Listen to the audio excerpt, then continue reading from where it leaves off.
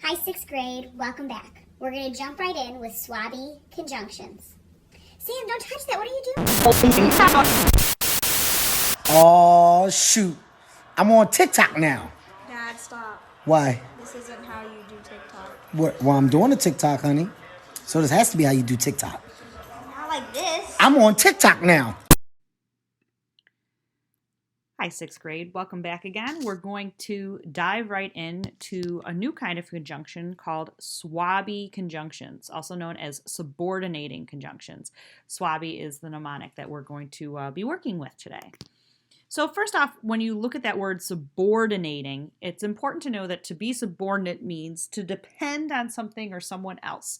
When we are using these subordinating conjunctions, we're only going to be using them with clauses, with complete thoughts.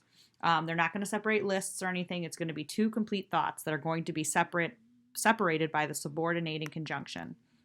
So SWABI stands for words like since, when, any of the whens, whenever, whereas, wherever, while, any of those kind of when or time-based ones. After, although, as if, or as long as. There's a couple different A's there.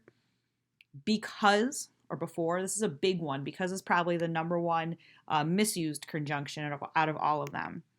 And if, or words like even if or until. So a lot of times this is time-based or relationship-based, cause and effect. And how we use these words are a little bit different than the other conjunctions. When we work the SWABI group, we will not use a comma when it joins two independent clauses in the middle. And again, this is the number one mistake that people make with these conjunctions because we're so used to all these conjunctions I've been teaching you using a comma or using a semicolon and a comma. But these break all the rules. Again, just another example of what makes English such a difficult language to learn. So, for example, if I were to say, I ate pancakes for 3 days because I had made too many, that word because is one of my SWABI conjunctions, but I do not need a comma. I put the water here because the sentence flows together. I ate pancakes for 3 days because I had made too many. We don't want to stop. We keep going. The plant died since it didn't get watered. Again, no pause between died and since. We have two clauses, two complete thoughts. The plant died. But since it didn't get watered, that becomes subordinate, becomes dependent on the rest of the sentence. My phone will need a new case if I keep dropping it. Again, it flows right through. If is one of those SWABI conjunctions. So take a look at these sentences and see. A lot of times people want to put the comma before because or before since or before if. It's not needed if you put these words in the middle of the sentence and you have one complete thought before it and one complete thought after it. Take a look at those. The can has to go into the recycling bin before the trash goes out. Again, no comma needed. It's flowing through. It's a SWABI conjunction. Now, for years, we've been telling you not to write sentences that start with the word because, but this is the reason why. When a SWABI starts a sentence, it's okay as long as you have a comma and another clause after. You have to have a complete thought after it. So I'm going to take the same sentences and just kind of switch the order of the clauses. Now I'm starting my sentence with the word because. I'm saying because I had too many, comma, I ate pancakes for 3 days. I'm going to pause and show you another example here. So we'll come right back to this. So the special thing about the word because and why teachers tell you not to start your sentences with because is because of what you see at the bottom here. The first two dots are fine. Because I had made too many, comma, I ate pancakes for 3 days, is fine. You have the subordinate clause, because I had made too many, followed by the clause that holds it up. What happens when we separate these two, if I do like it's written in the pink, I ate pancakes for 3 days because I had made too many. It may sound decent when you say it out loud, but when you write it, if you look at that second sentence, because I had made too many, is a fraction because you had made too many what? You have to combine that with the first sentence. Okay, back to our regular scheduled program. All right, because I had made too many, comma, I ate pancakes for 3 days. And I just illustrated to you why we don't start sentences with because too often unless we know how to do it like that. Since it didn't get watered, comma, the plant died. Again, I can start my sentence with my SWABI conjunction and put a comma between the two complete thoughts.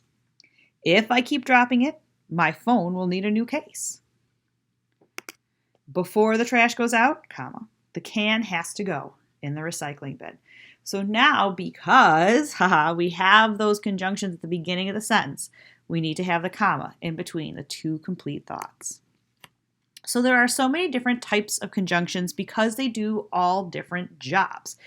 Because they have all different jobs, comma, there are many different types of conjunctions. See how I did that? These are SWABI conjunctions written both ways, with the word because in the middle on the first sentence, the word because at the very beginning of the second sentence. They have different jobs. They're all a little bit different, but they're still combining in some way, whether it's cause and effect, or in addition to, or opposite of. But I just wanted to remind you of the three different types that we've learned about. We started with fanboys. That's what we focused on last year. We did some this year. For, and, nor, but, or, yet, so.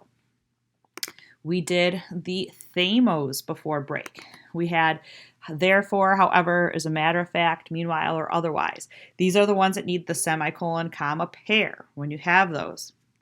And then lastly, today we talked about our SWABI conjunctions. They can come at the beginning or in between independent clauses, and they don't need a comma if they're in the middle. I would recommend making a little cheat sheet for yourself from this page, perhaps taking a screenshot. When we start getting into writing with conjunctions or some of the homework that you're going to have, the no red ink lesson, it would just be helpful to have a picture of this or just a quick SWABI written down with the two bullet points there, that they can come at the beginning or in between.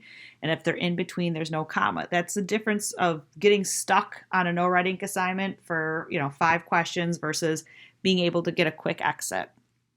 So that's it for SWABIs. That one went kind of fast, so feel free to watch that again.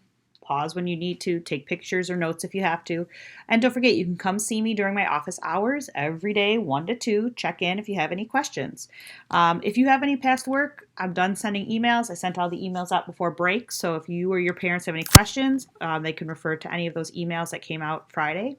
But just a little statistic of all the work assigned to 6th grade as a whole, 85% of it has been completed. That's a big chunk missing. To give you a hit, the 5th graders have 97% of their work completed. So just make sure you're on top of these. Use your Google Classroom and go to classwork. It's all numbered there. Don't even worry about the stream. Go right to classwork and make sure you have each assignment ticked off. Thanks so much. See you guys soon. Bye. That's exactly how I feel. That's exactly how I feel. Say it again.